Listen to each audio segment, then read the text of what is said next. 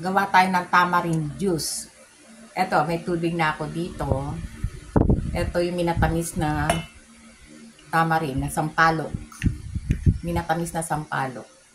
Lagyan lang natin ito.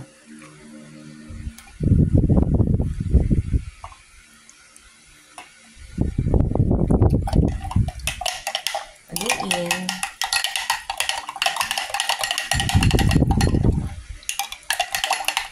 At saka lagyan natin ng yelo. Ito yelo.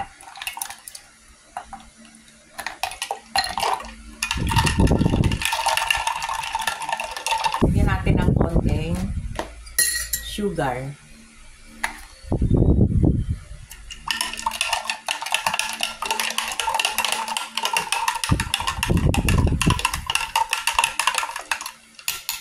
Tamarind juice.